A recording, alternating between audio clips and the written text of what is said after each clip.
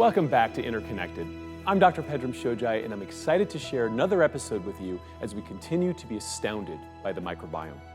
This time, our series follows our gut to the brain and reveals how your gut and brain communicate on many levels from birth to adulthood, back and forth.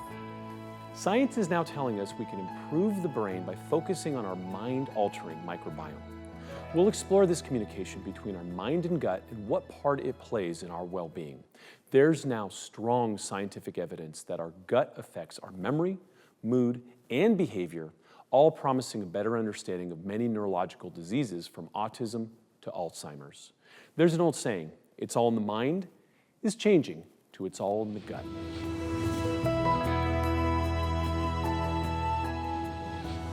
There's a huge link now between the gut and the brain and the way we interact. It's what we call the gut-brain axis, and when we talk about the gut-brain axis, I think it's important to clarify what do we mean. We mean that there are communication pathways between our gut and our brain, and it works both ways.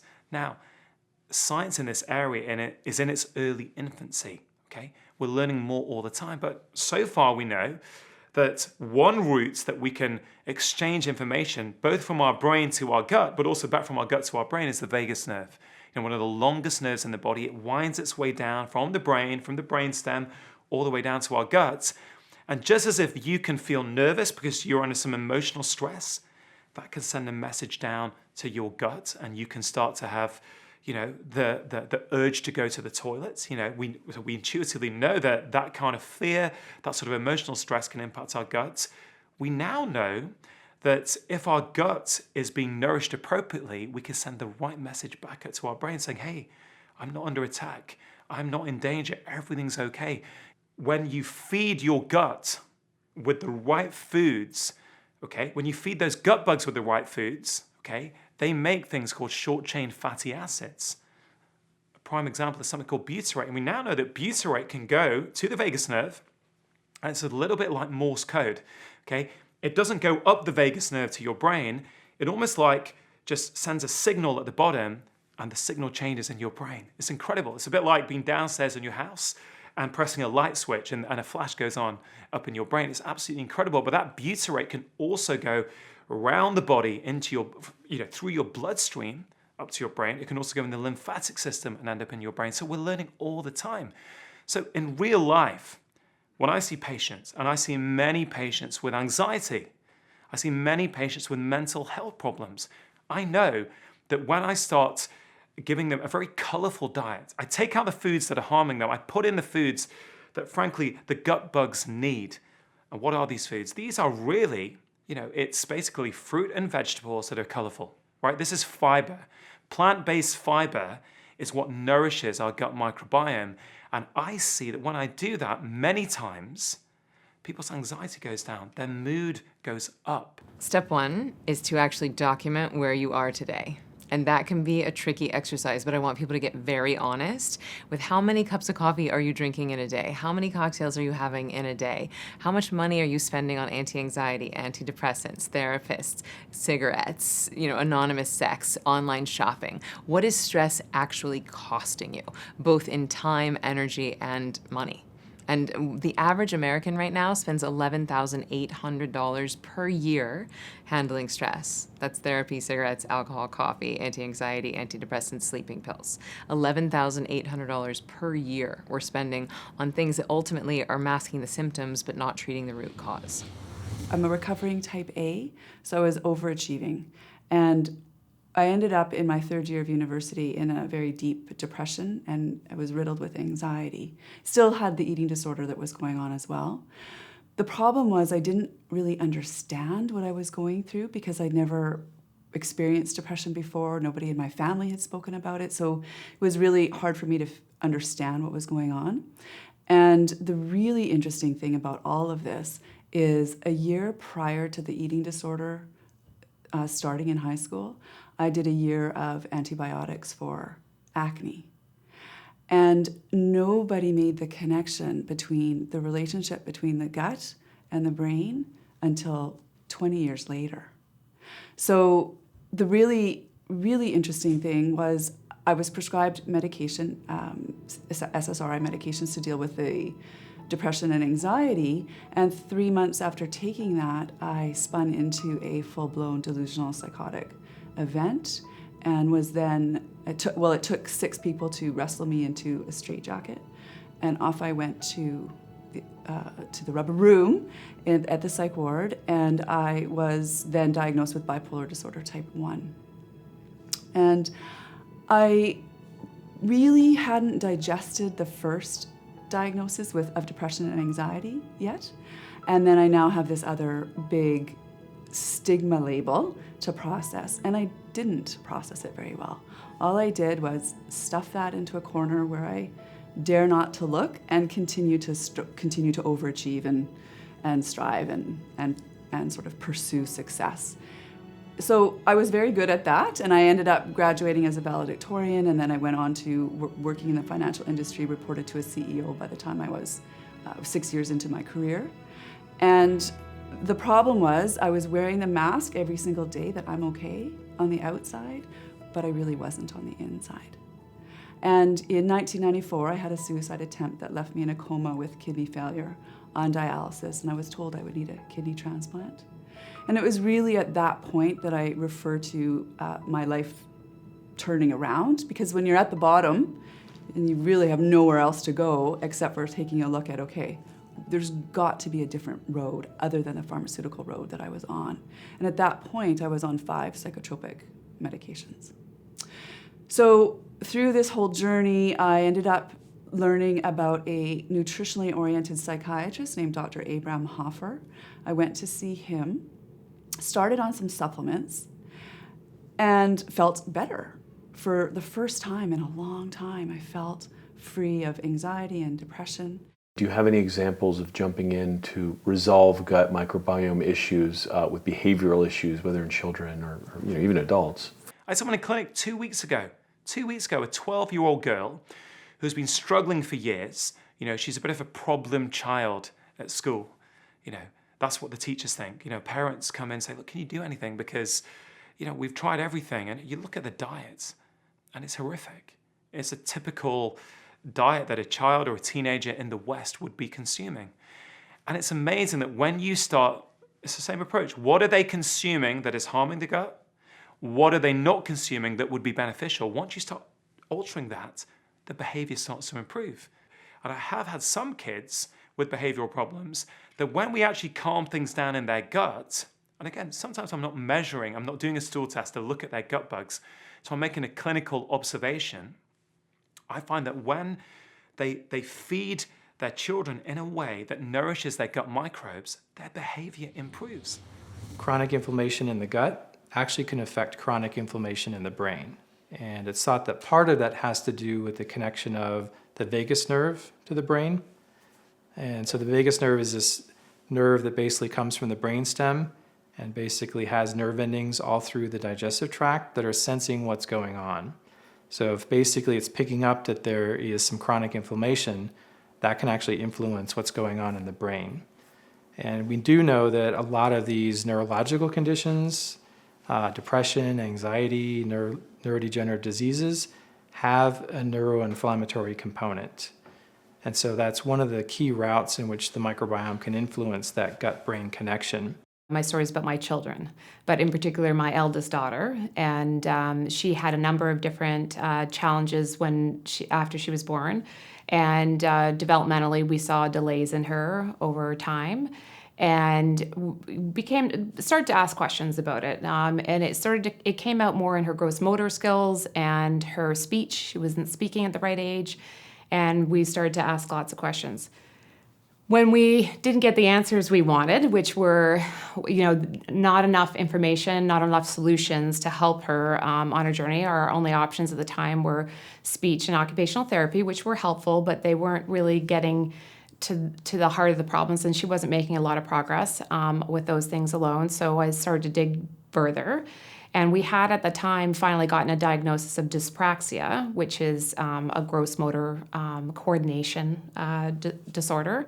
After we found out her diagnosis, there wasn't really any clues to it being connected to the gut or the microbiome in any way. And without doing a lot of Googling, which Dr. Google was very handy for me initially in terms of finding the connection to the microbiome. This was a while ago. So this was when I was doing this research, it's about 14 years ago, and because of that, there wasn't as much as we're seeing today. Now, if you do that same search, you're going to see a whole heck of a lot more of science that's just waiting there for you to read. But back then, there was only one book that I could find at the time that I started with, and that was The Gut and Psychology Syndrome. And that talked about how the microbiome was the starting point. And as soon as I read that book and also then looked at my medical history with the birth of my daughter, I could put the pieces together of how the microbiome was integral to what was happening to her at that time.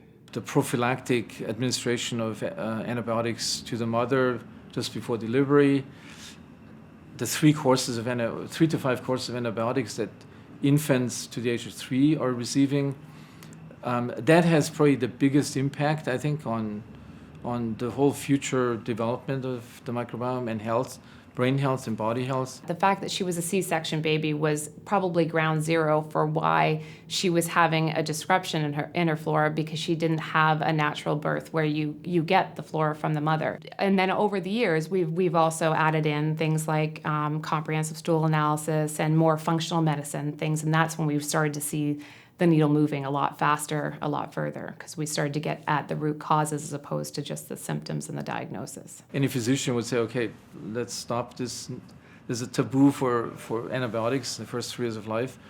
That has surprisingly not happened. Once we figured all of this out and started to address the microbiome as being one of the main underlying root causes of what was going on with her, we ventured out into a particular diet, as well as we've done other things where we're reintroducing good bacteria into the gut and trying to rebalance the gut. And what we started to see was pretty obvious that this was a big part of what was going on with her. She was able to get the nutrients she needed. Her immune system rebounded. Her sensory issues started to deplete, and the therapies that we were doing from a neuro rehab perspective, the progress was accelerated tremendously. I can't prove to you that that's the gut microbiome, but I can look at the science, and I know that the diet is changing the gut microbiome, and I know that when that happens, positive messages are being sent up to the brain. So I absolutely feel that that is the reason why these kids, why these adults are getting an improvement. Now, sometimes it's not enough. So you have to do other things as well.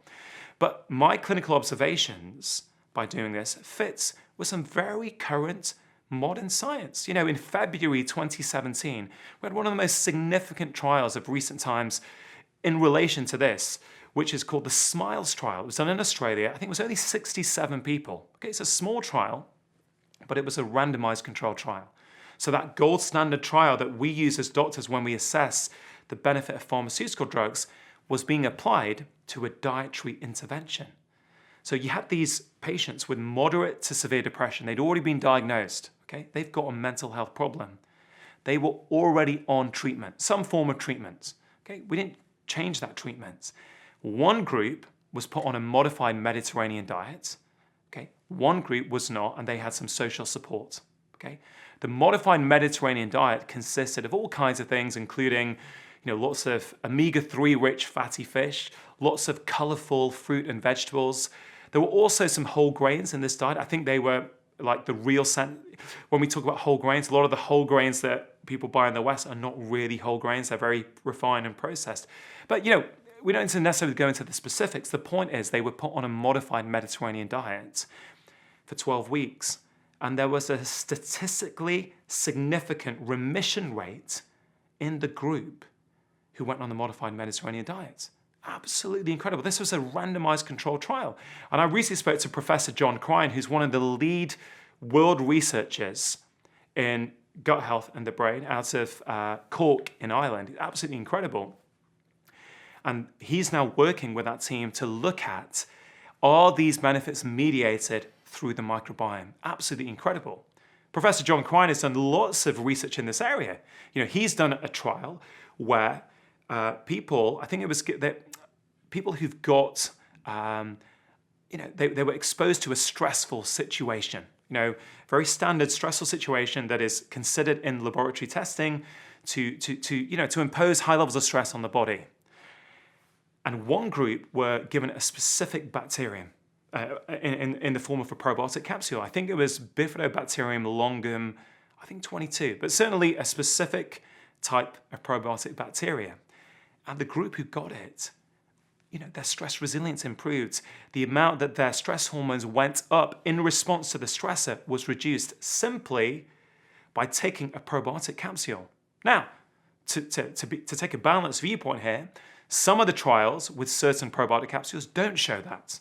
So he's trying to figure out which ones do and which ones don't. And I think we also need to recognize that we are still early in the science on the gut microbiome. So we don't quite know yet which probiotics, which particular bacteria, are going to help in what conditions, okay?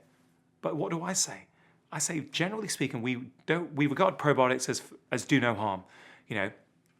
Ultimately, very few of us as doctors who are using them think that if we get the wrong one, we don't think we're going to do any harm. And I feel very comfortable with that. But we don't have to take a probiotic. The most powerful way to change our gut microbiome is by changing what we eat, okay? And there's no risk there. So we can look at the science and see what the science is telling us, that the gut microbiome is critical for many different conditions. And we also know that your diet is the simplest and quickest way to change that. Hippocrates said all diseases start in the gut. There could actually be some truth to that many chronic diseases start in the gut. It's kind of a rediscovering of ancient truths about that. Not ancient, but older truth about a high fiber diet is good for most people. But now we know why, not because of the bulk forming and the water retention in your gut, or better bowel movements. It's because you feed your microbes the ultimate food, and they thrive and increase their diversity. You're doing some fascinating work here, you and your team, and you've been uncovering some really interesting things. Can you talk about some of the kind of recent developments and what you've been discovering about the microbiome? Yeah, we're interested in the gut-brain connection, so how events in the gut, specifically microbial events, affect everything from mood and emotion to neurodegeneration. And so trying to understand whether or not there are specific bacteria that either promote or protect against diseases such as autism or Parkinson's disease. So the nerves in the gut communicate with the brain through the vagus nerve directly in terms of neuronal connections, but also through soluble molecules that are secreted in the gut that may activate the enteric nervous system as well as the central nervous system. And we and others are trying to understand what is the basis of that communication. How do microbes or molecules mediate this interaction between the gut and the brain? There's a connection, there's a Bluetooth that is working between your brain and your gut. So if I give you an apple right now, that apple, when you look at that apple, the apple is very distinguished from you as a person. There's the entity of an apple and there's you. Until you look at the apple and your brain registers that it's hungry and needs glucose. Now the whole relationship with you and the apple changes. Because your body starts to look at the apple and now you start salivating. You start preparing your whole gastrointestinal system for that apple to do what it's meant to do, to be converted from glucose into fuel, to be broken down into its nutrient forms, and eventually to be then eliminated. And so that happens with your eyesight. That happens when you look at the apple. And so this Bluetooth that I talk about is how your brain is intrinsically connected to your gut. There's this connection there that without which we wouldn't be here, right? Without which this whole thing of digestion, elimination would not happen. And so because of that, we are very susceptible to information that's coming from everywhere. The same way that you're susceptible to, not susceptible, but your body has to look at that apple and convert it into fuel.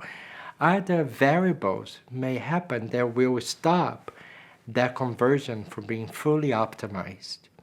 So the environmental, social influences external to us very directly affect our relationship with what needs to come into our bodies. But so I was a young girl dying of heart failure, and it was because of an eating disorder. And we now know that the role that the microbiome plays with not only physical illness, but also emotional, and the fact that you can't really separate the two.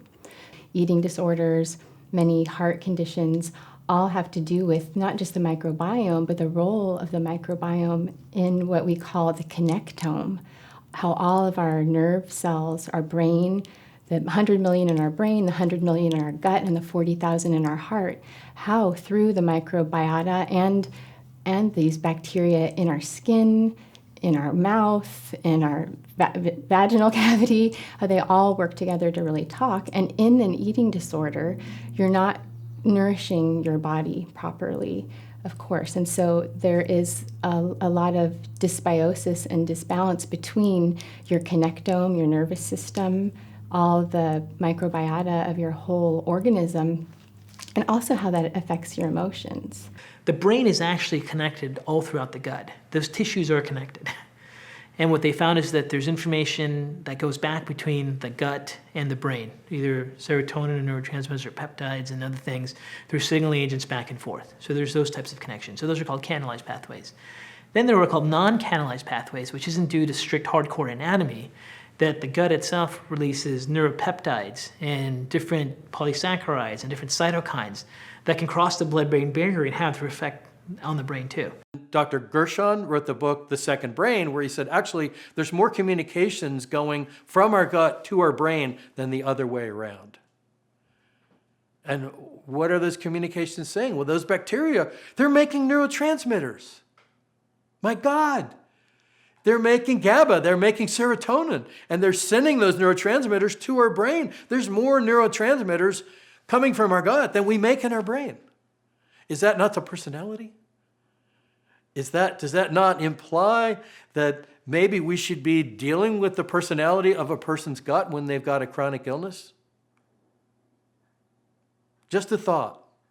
So after this experience with my healing from the heart failure, I lived a very healthy lifestyle, but then it was in my mid-20s that I found myself in a very high-stress job and had fallen away from eating really well, was kind of using coffee to keep me awake and alert all the time, and eating more junk food than I had used to because I was so busy.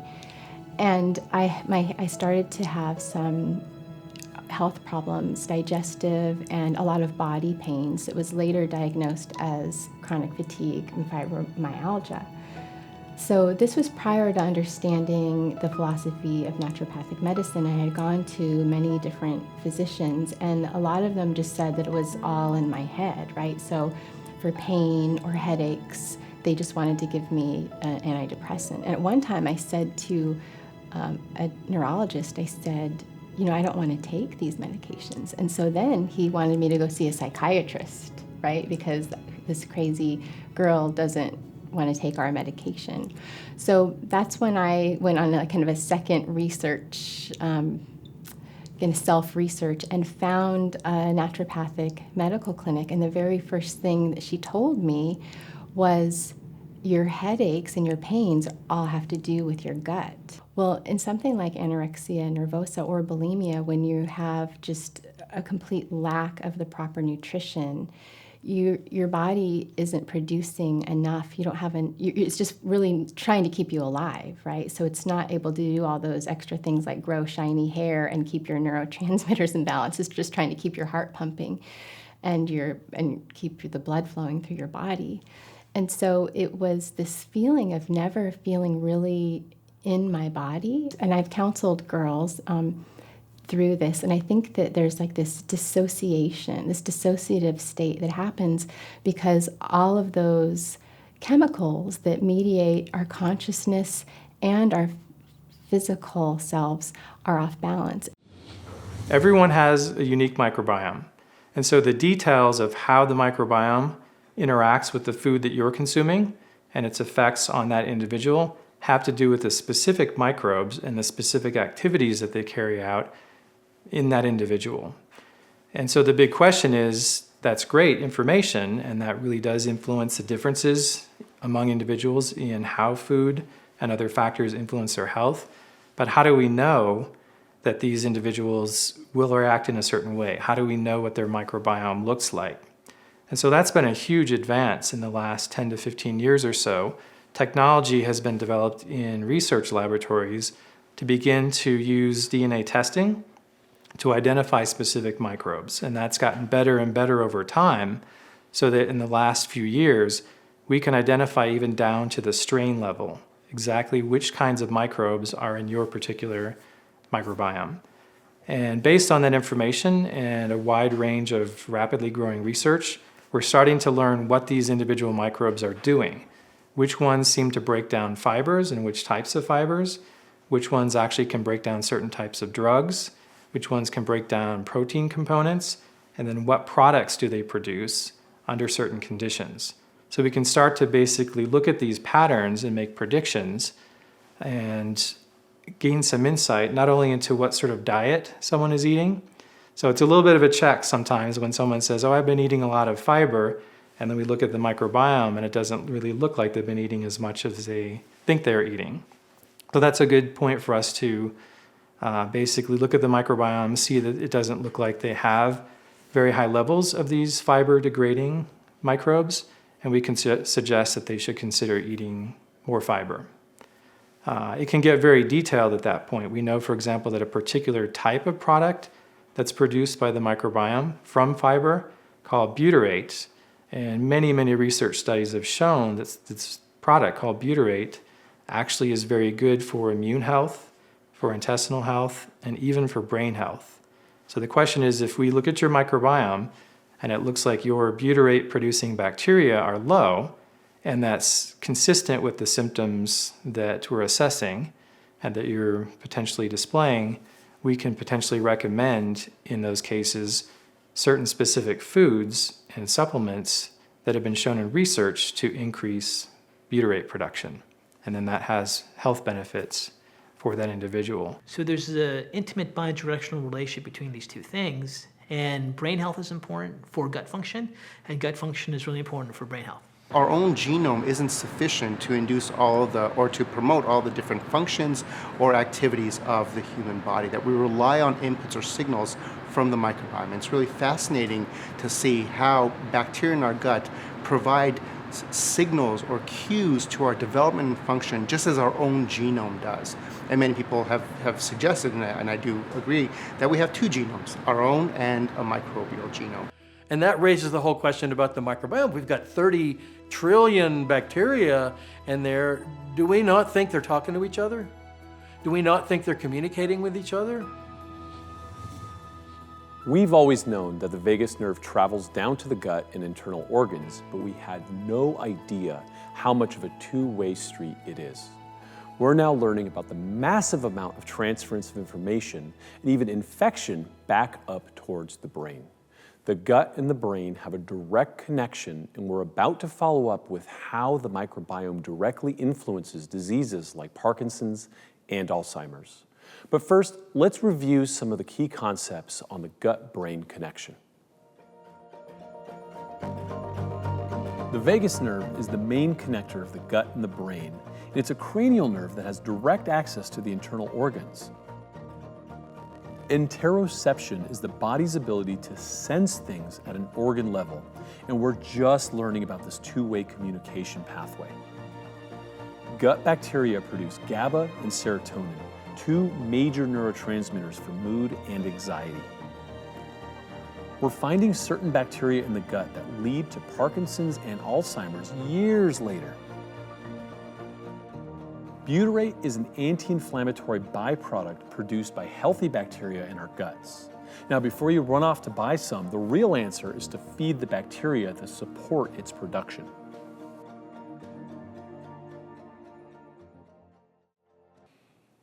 Okay, back to the episode in just a second. I sincerely hope you're enjoying these amazing insights into the microbiome. And right now, I wanted to take a moment to share how you can watch and rewatch these episodes at your leisure when you take the opportunity to purchase the complete Interconnected documentary series. Click on the link below this video to get all the details and how to access some amazing bonuses that help you put into practice the healing power of the microbiome. Better still, the proceeds from your investment will help us continue our journey into the future of microbiome-based medicine. So please click the link below and check out our limited time discount offer. It's only available while these episodes are live. Come back in a few days and it's too late, so don't risk it. Grab your copy of Interconnected, The Power to Heal from Within, and join me on this adventure into the healing mysteries of the microbiome. We're living at an interesting time in history where life expectancy is much higher, and so's the rise of degenerative brain disease like Alzheimer's, dementia, and Parkinson's. Some argue that these are natural processes that come with longer life, but now there's evidence that they're directly tied to diet and the microbiome. Recent discoveries about certain gut bacteria have shed more light on this subject, and it's nothing less than revolutionary.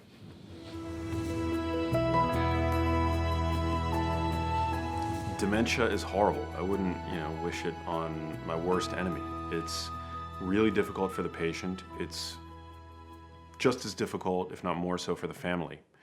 They say that people with Alzheimer's disease die twice because, on the one hand, they lose touch with who they are, with who their loved ones are, and then, nobody has ever recovered from Alzheimer's disease. So, it's a horrific condition, and it's just one form of dementia. So, my mom has a very rare form of dementia that make up 1% of dementia cases. And so there is next to no research on the role of diet and lifestyle in what my mom has. So to a certain degree, I'm grasping at straws because what I have to go on really is Alzheimer's disease research. It's the most common form of dementia. So it's where all the money goes.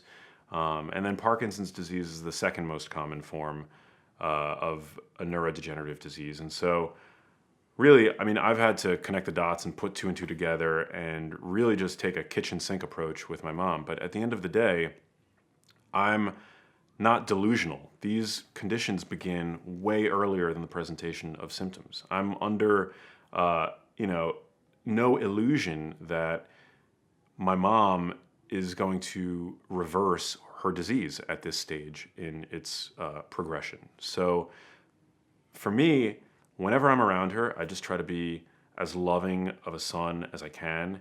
I try to teach gently. To me, I really want to get this information out to young people. And that's one of the reasons why I wrote my book, Genius Foods. Genius Foods is,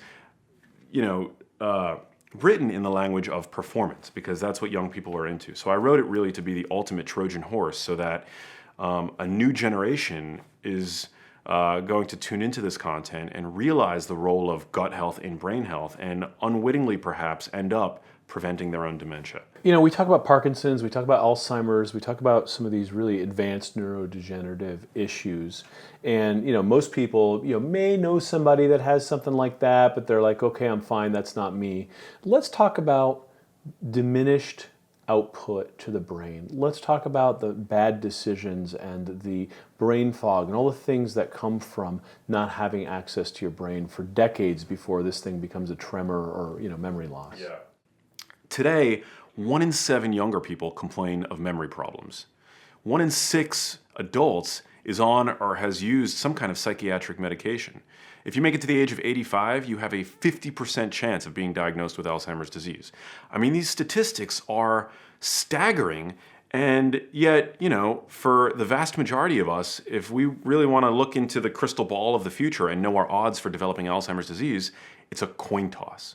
So I was working in corporate America in a computer job and had, prior to that, been a very adventurous person.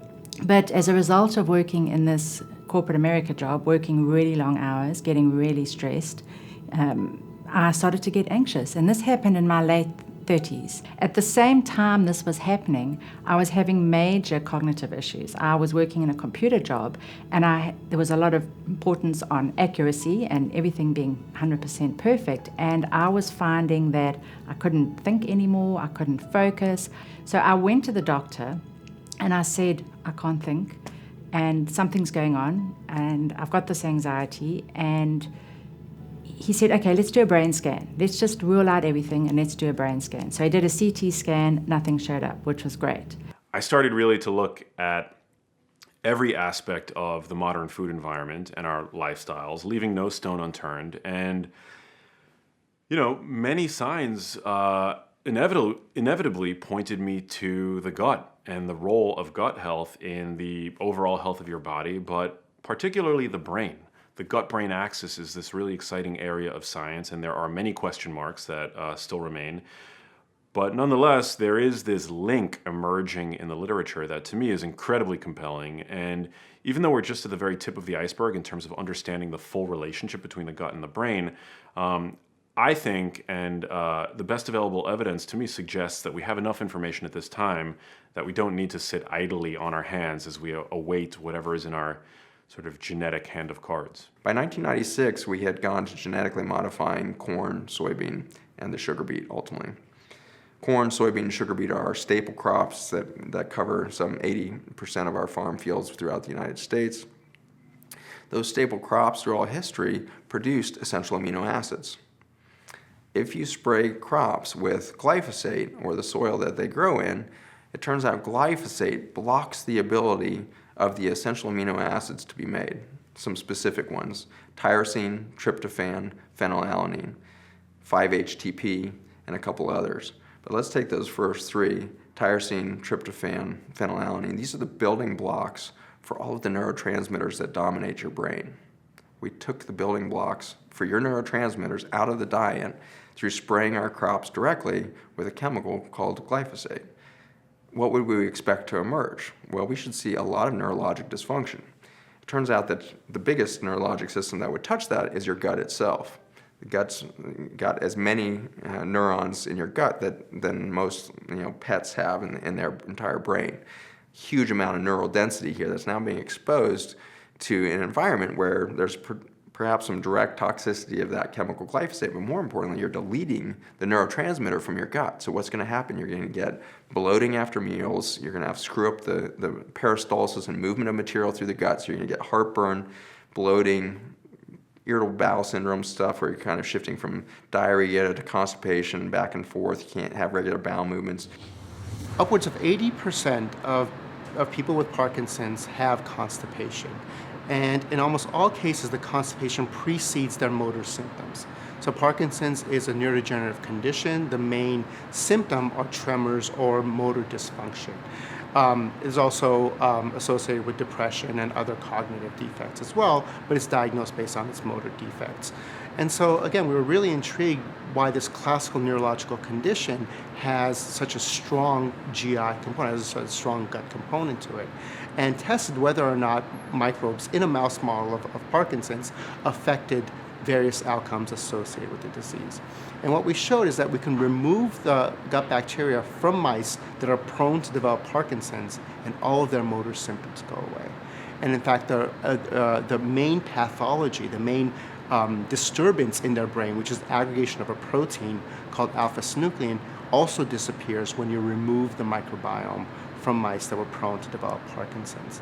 And so this gave us some insight into thinking that there are signals sent between the gut and the brain that promotes and perhaps even alleviate symptoms of Parkinson's. So we set out to identify what those molecules were, and identified a class of molecules called short-chain fatty acids, which are known to activate the immune system, but what we discovered is that they activate the immune system in a way that then leads to the exacerbation of disease. So there's now very good evidence to suggest that that Parkinson's disease has two entry ports, one through the gastrointestinal tract, one through the olfactory system, and that if you look at these entry ports, a long time before the full-blown Parkinson's syndrome develops, that you can see these classical degenerations, these Lewy bodies that are pathognomonic for Parkinson's disease in the nervous system of the gut. We don't know exactly how they get there, but one possibility is that there's these transducing cells in our gut that also contain serotonin, and that either viruses or prions or some other microorganism gets access to the enteric nervous system, infects that area, and then propagates itself up the spinal cord, through the brainstem, ultimately into the dopaminergic systems within the brain. This has huge implications because those early changes happen up to 25 years before the full-blown neurological syndrome develops. And so diagnostically, if you can make that diagnosis in a patient that comes to you with a new onset constipation, you have 25 years to do an intervention. So we don't know yet what this intervention would be. Certainly, I would put them on a high-fiber diet, but I'm sure in the future we'll have other types of interventions that will basically prevent the development. And I think that will happen in the next 5 years. I think a lot of companies are working in this space, and there may be other neurodegenerative diseases where that's a similar type of mechanism occurs. What's the link between the microbiome and this gut-brain axis? The microbiome is this universe of microorganisms, essentially, that take up residence in our large intestine, otherwise known as the colon. And we basically carry around with us just as many bacterial cells as we do human cells. So we're about 50% bacteria. And these organisms that live within us influence our health in a myriad of ways. I mean, for one, they serve as the sort of boot camp for our body's immune systems. This is incredibly important because we see rates of autoimmunity on the rise today, and Alzheimer's disease and Parkinson's disease have an inflammatory component. So they're characterized by essentially an immune system that's gone haywire, particularly in the later stages of the disease. So in the sense that this microbial universe can sort of modulate our body's immune systems and inflammatory responses, I think that's incredibly compelling. The other way that the microbiome influences our brain function and ultimately our brain health is by way of the myriad of chemicals and vitamins that they churn out when we feed them appropriately, that they then release into our bloodstream. So we essentially have this drug factory. I mean, people today are interested in smart drugs and nootropics and things like that, right? We basically have that in our large intestine working for us. All we got to do is feed them the right foods. I was suddenly exposed to the possibility that there was something biochemical going on that was triggering both this brain fog and the anxiety, and that there was something that I could do. And the first thing that we looked at was digestion and my gut. And once we started to do that, I started to connect the dots that I had gluten issues, I had really bad enzyme status, so I wasn't digesting the food that I was eating. I was eating pretty healthy at the time. And I discovered other food sensitivities. So my whole life, I had this underlying issue with my gut, and I think it was a combination of the going through hormonal changes in perimenopause. It was a combination of the stress and the past underlying gut issues that I had that brought everything to the surface and caused this anxiety, this panic attacks. So one of the things that we're actually seeing right now with bacterial overgrowth is that when the intestine is inflamed, it can actually irritate an immune cell called a mast cell. And that mast cell has a direct link to the nervous system. And so all these people that I treat that actually have significant bloating, abdominal discomfort, bacterial overgrowth, they'll describe having a brain fog. They'll have fatigue. Sometimes their anxiety gets worse. And now we realize it's probably due to this mast cell stimulating a nerve, dumping its contents, histamine and tryptase, and then there's inflammation being caused in the brain. That's our brain-gut connection. Now, we do see that this histamine sensitivity can be just histamine sensitivity. It can be mast cell activation syndrome, MCAS, and then it could be actually go so far as to become a cancer called mastocytosis. So this is something that we really need to start paying some attention to. Why are some of these people having all these mast cell issues? And that's kind of next level of what we're working on. To me, it's just fascinating that some of these horrific diseases might actually begin well below the neck, and in fact in the gut. I mean, our minds produce who we are in the same way that a joint produces movement. So we've got to take care of our brains. I mean, we can't exactly look in the mirror and flex our hippocampi the way that we can, our biceps, for example. But by exercising more, by eating a healthier diet, I mean, it's essentially giving our brains a workout. Once I started to make these changes, dietary changes, looking at the gut, looking at nutritional deficiencies, the results were pretty profound. Not everything was perfect, but I started to feel better right away. The microbiome and figuring out what was going on in my digestion was key to my recovery, and I consider it to be key to my resilience and health going forwards, whatever comes my way. If it's a stressful situation, if I'm exposed to some other kind of parasite, if I'm under a lot of stress and I'm losing nutrients because of what's going on in my gut. So to me, I think the microbiome is central, and I'm just so excited to see all the research that's coming out about how important gut health and our microbiome is. Is there anything that we've learned to date that can be, dietary or supplementally driven that can help move this along, or is it still too early? Microbes eat what we give them. In other words, whatever foods we eat, microbes begin to digest, begin to break down metabolically before we do. In fact, the vast majority of the nutrients that we absorb are breakdown products from microbes. So diet is an important factor in all microbiome biology, research, or the effects in the clinic. And what many people are now doing is trying to understand, what is that diet microbiome relationship? In other words, in the presence of certain organisms, are there specific diets that may feed the quote-unquote beneficial organisms and cause them to bloom? Are there diets that may reduce the expansion of harmful organisms as a therapeutic intervention? And so, of course, diet and microbiome are intimately intertwined, but we still, as of this point, don't have specific diets for various different indications, various different diseases.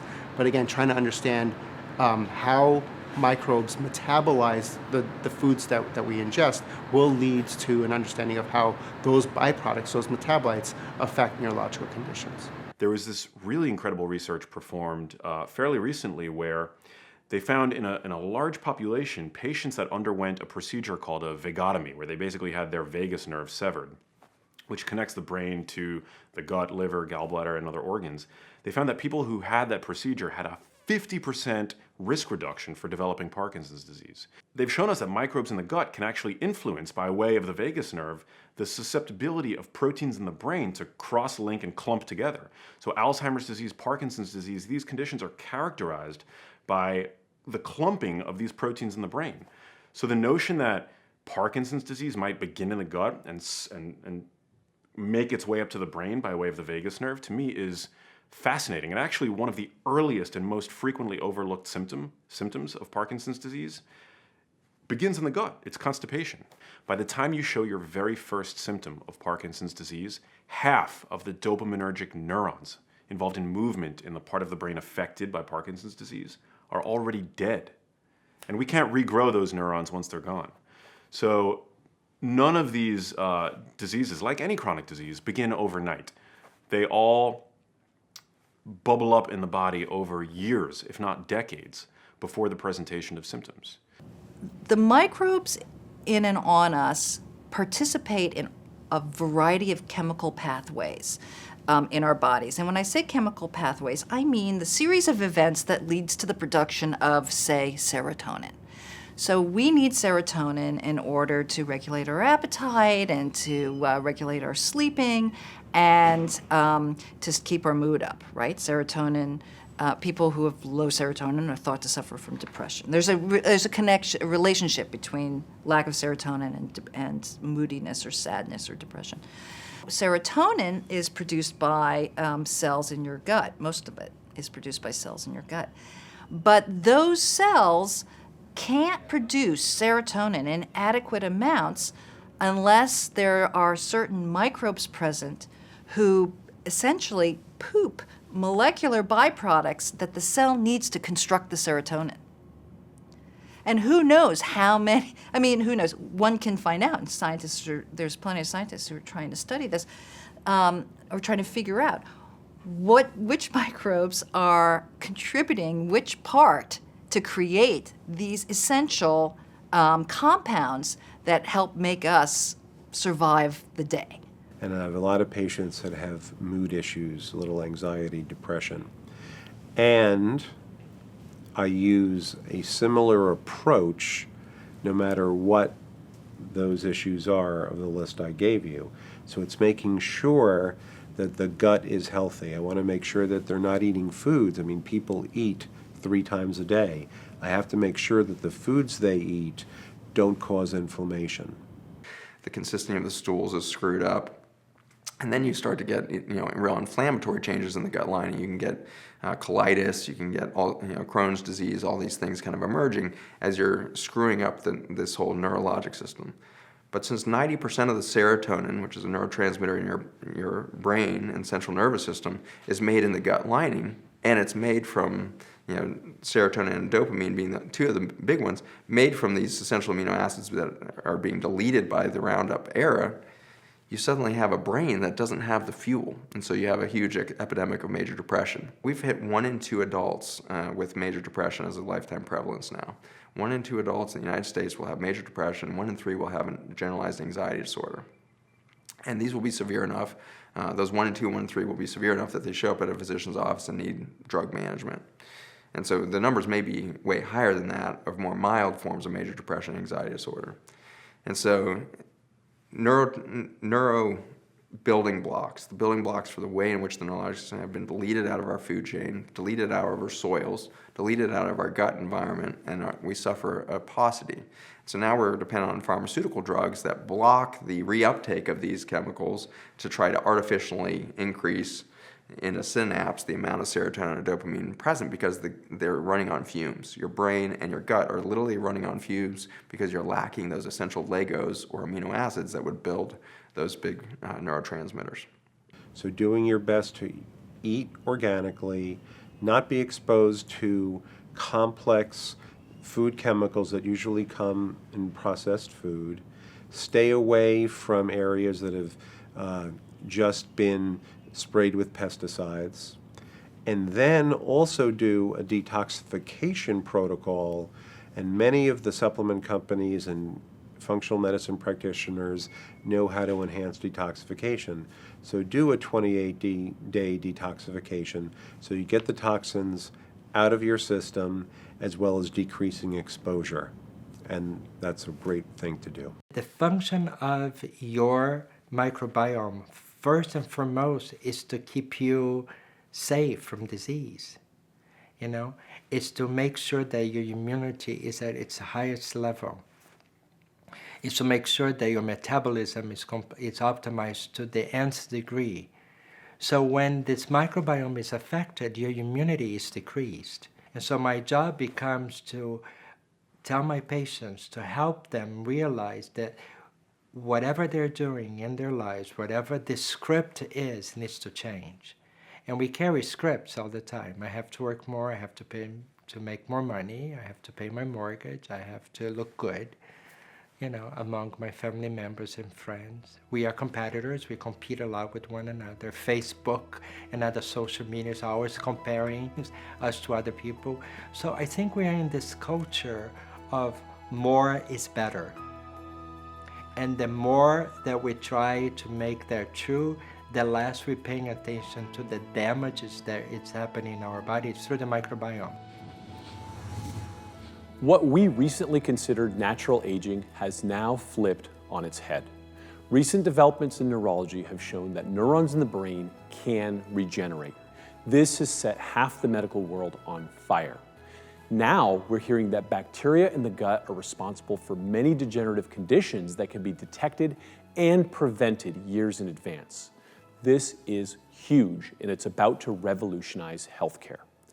We've also learned here that perhaps there's a smoking gun in the sharp increase of these diseases that has to do with the chemicals and pesticides being applied to our food.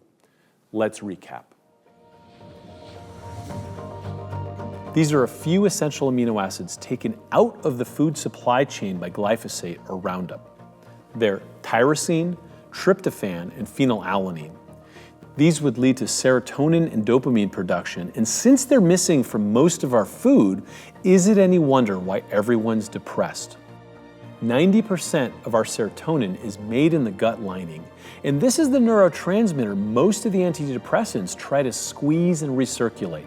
The real answer is to heal the gut, eat non-GMO foods, and turn the factory back on. 1 in 2 adults in the United States will have major depression, and 1 in 3 will have generalized anxiety disorder. We're now realizing how an unhealthy gut and microbiome are key players in this. It's bad enough what's happening to the aging brain, but what about when we see issues in our children with developing brains? In my experience, that's when people get really concerned and are willing to step up. ADD and autism are on the rise, and the kids are spinning out of control. Drugs are being thrown at the problem with very little success, and we're now beginning to understand the core issue, one of toxicity, nutrient deficiency, and a lack of microbial diversity. Let's look at how this is impacting our kids.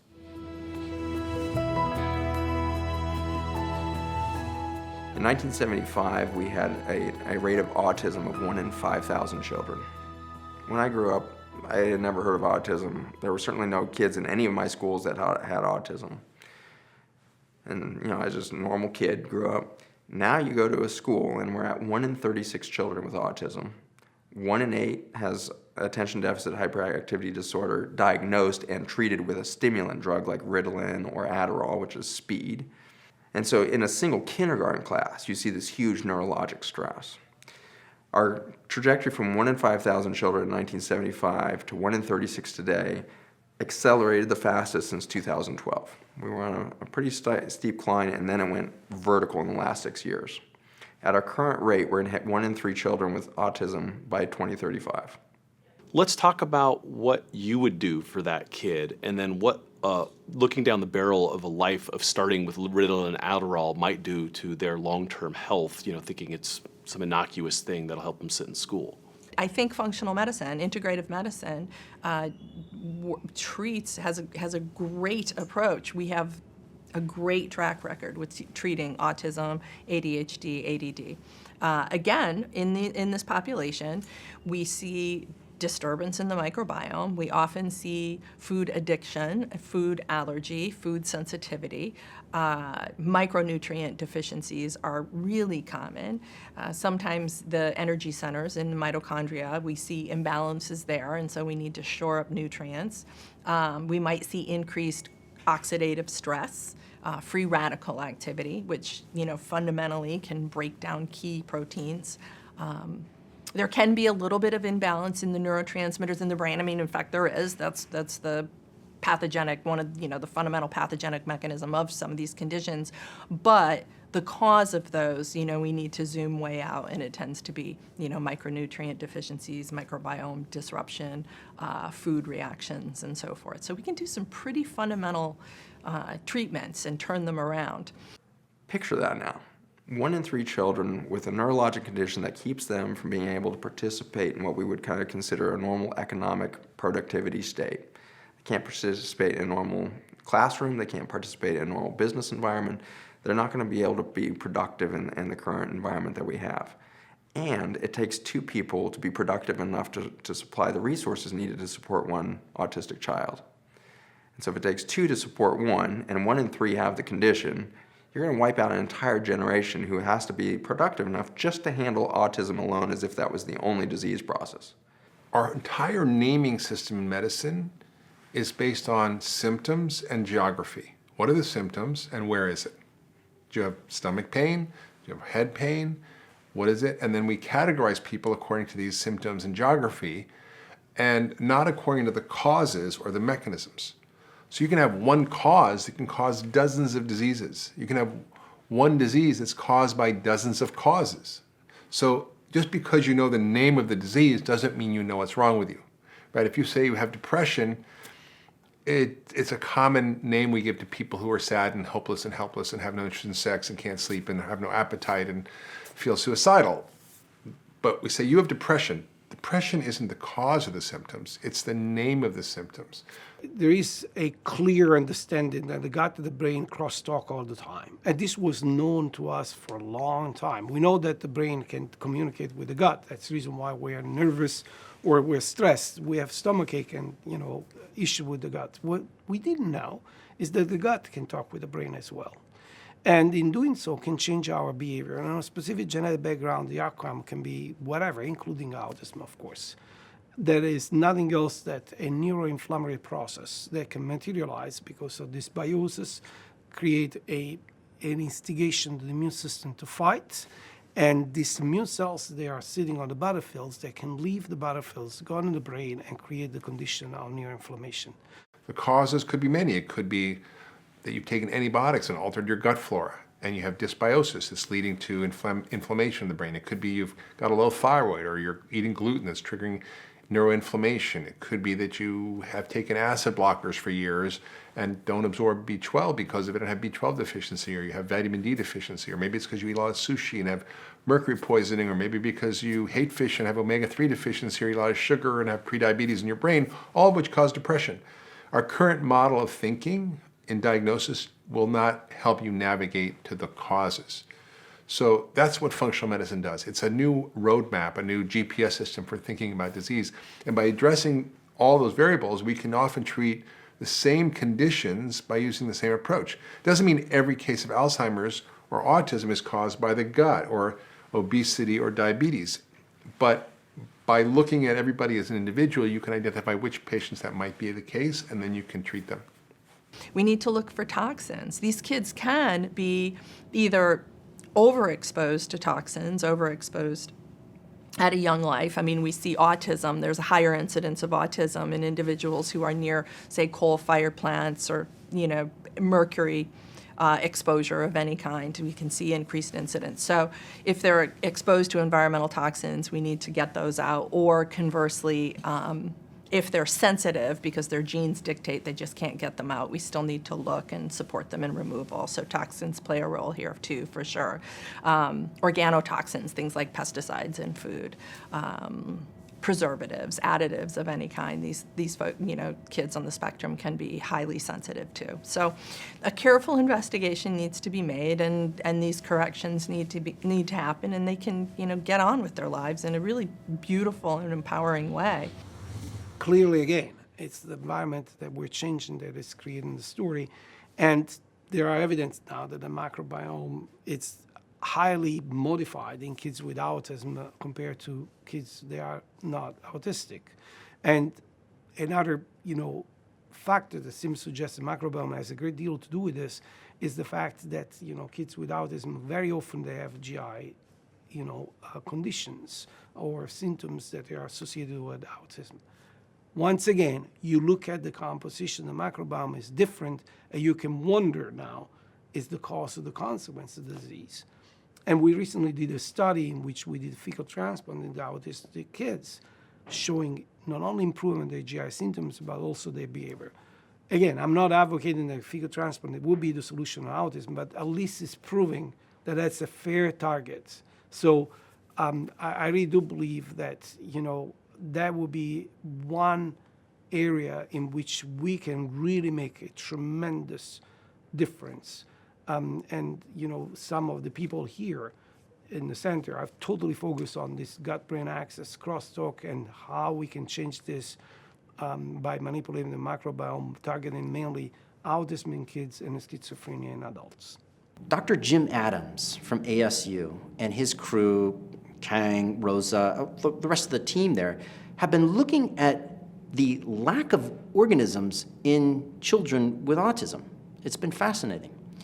They did a trial back in 2015 where they looked at the amount of organisms in the average person, and then they compared the autism children, and they found about a 25% decrease. So what they did was they took 18 children on the autism spectrum, and 6 of them they gave rectal fecal microbial transplantation. Okay, this was a purified, microbe-only addition to their rectum. And then they followed them for 8 weeks. And guess what? Absolutely, it improved significantly. And along with those symptoms of constipation, diarrhea, intestinal upset, whatnot, you also saw the symptoms decrease. So there's a 2-year follow-up paper that hasn't been published totally yet, but behind the scenes, what we're hearing is it seems incredibly positive that now we might be able to improve autism by improving intestinal microbiome status. So it's as if nature is intending us every step of the way to survive in this microbial soup. They're here first. We evolved in their presence. So these are adaptive mechanisms so we can thrive in their presence, with them in us, on us, everywhere. So when we look at the diet and we say, oh, everybody should be doing a low FODMAP diet, everybody should be doing a specific carbohydrate diet, a GAPS diet or whatnot, you say, wait a second, that doesn't make sense. If we're taking away the foods of the organisms, and the organisms, we're hosts to the organisms, they control most of us, why would we want to do that? I mean, temporarily you can calm down overgrowths, yes, absolutely, but is that something we want to do long term? It doesn't make sense. So for example, autism, right? The SCD diet, the GAPS diet, very effective in autistic children. Why? Well, it's a lower starch diet. Well, it turns out that the autistic kids are missing a lot of the specific organisms called Prevotella that help them digest starch, right? So Jim Adams showed, 25% less organisms in general in autistic kids, okay? So holy smokes, you gotta think, all right, is the problem then the starch, or is the problem the missing microbes? If we could give the microbes back to the kids via fecal microbial transplantation or eventually specific probiotics for autism, would we then negate the need for the specific carbohydrate diet? Does that make sense?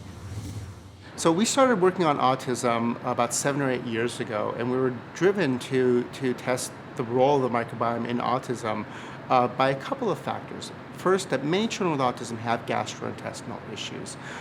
It's generally overlooked by the medical community or by doctors, but parents will tell you that their children will have constipation, bloating, abdominal cramps, diarrhea, alternating constipation and diarrhea. Somewhere along the lines of 50% of children with autism will have gastrointestinal symptoms, and this was intriguing to us because we're thinking about the bacteria that live in the gut and whether or not there's a connection between the gut and the brain.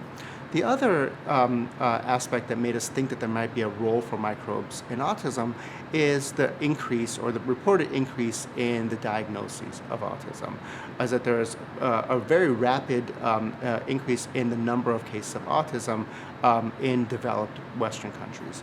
And so that suggested that there's a role for environment, that changes in the environment may be mediating this rapid increase because our genetics likely didn't change that dramatically in a couple of generations.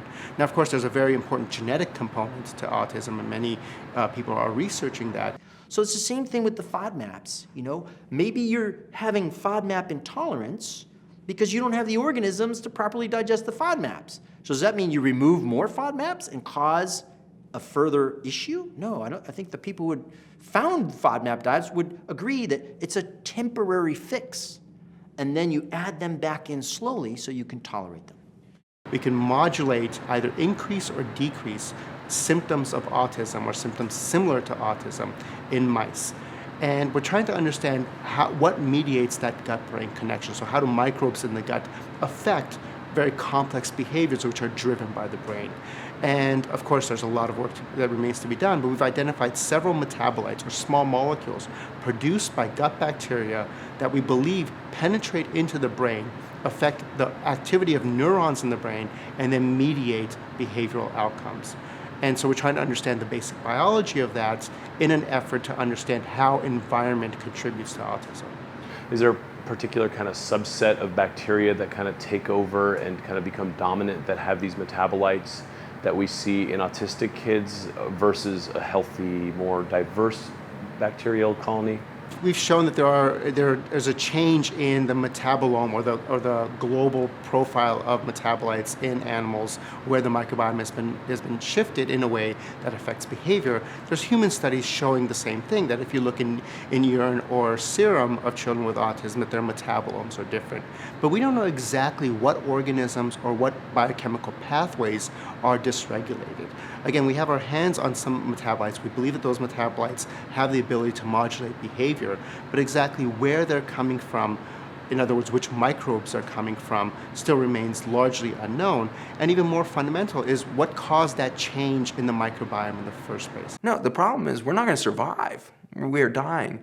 1 in 3 males has infertility in the United States. 1 in 4 women is infertile in the United States. We keep on this trajectory, we won't be able to reproduce our species. And even when we do reproduce it, it's in a disease environment. Like I said, the C-section rate and all this disease around and everything else. We are collapsing as a species. It's not getting talked about, so where is the hope? And it turns out it's in the microbiome. The microbiome is so freaking forgiving and so passionate about life itself. It springs forth life everywhere it touches. It can make life out of nothing. The microbiome is now believed to be our best hope for the survival of the species. It helps us offset toxicity, digest certain foods, and regulate brain function. We see common disturbances in the microbiome of children with many of these modern problems, and ongoing research hopes to find preventative and corrective measures in the gut. Of course, living next to a coal plant isn't helpful, so a winning strategy is to minimize toxin exposure while bolstering the microbiome with diet, environment, and lifestyle choices. Let's take a few moments to review some of the key takeaways. 1 in 8 kids has attention deficit or hyperactivity disorder, diagnosed and treated with a stimulant, or Adderall, which is essentially giving our kids speed. In 1975, we had a rate of autism of 1 in 5,000 children. Now, we're at 1 in 36 children with autism. At our current rate, we're going to be at 1 in 3 children with autism by 2035. Picture that now, 1 in 3 children with a neurologic condition that keeps them from being able to participate in the economy. And it takes 2 people to be productive enough to supply the resources needed to support 1 autistic child. We see that there are 25% less organisms in general in autistic kids. So we now understand that autistic kids are missing a lot of the specific organisms in their guts, like one called Prevotella, which help them digest starch. This is just some of the wisdom on this subject. Our team has put together a vast array of resources for you in the Interconnected Companion Guide. It's filled with natural substances you can start healing your gut with right now. Maybe you or someone you know often feels sick, but you can't quite put your finger on the cause. So many of us have illnesses and ailments or diseases we could do nothing about unless we understand how our microbiomes affect, control, and govern our health. What if you could bring all this healing knowledge into your home and support our quest to share this information with the world? Click the button below and check out how you can get the full Interconnected documentary series, plus a collection of exclusive bonus resources that are available only to those who invest in the full set. The best part, you can get the entire package at a massive 50% discount right now, only during the live launch. You'll get lifetime access to everything you've seen in the episodes in 3 different formats: video, audio, and text transcript. And you'll also get the companion guides, the extended uncut interviews, and the How to Live Probiotically guide that helps you put it to work. And everything you learn here, you get to take into your life. We also have our holiday cooking guide included, but you can only get this set at this massive discount during the live launch. So let's put the power of the microbiome into your hands. Please order the Interconnected at-home set right now, risk-free. Okay, back to the episode. The gut-brain connection is profound and it's real. The microbiome is the interface that's been the missing piece all along. We're just beginning to understand the fallout of the loss of many of these microbes and are seeing it in our elderly and young populations. For those in the middle, well, we're seeing all kinds of chronic disease, fatigue, brain fog, depression, and obesity. Just the normal stuff everyone's complaining about.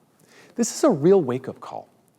In the next episode, we're going to examine the microbiome's role in thyroid disease, obesity, and diabetes. Spoiler alert, it's all interconnected. Make sure you check out the resources we've created for you and get yourself a copy of the series.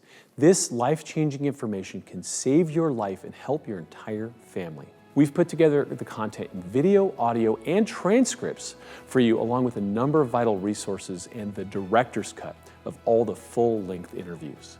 You can't get this information anywhere else, and it took my team over a year to put all the research, wisdom, recipes, and gems together for you. Take advantage of it. I'll see you in the next episode.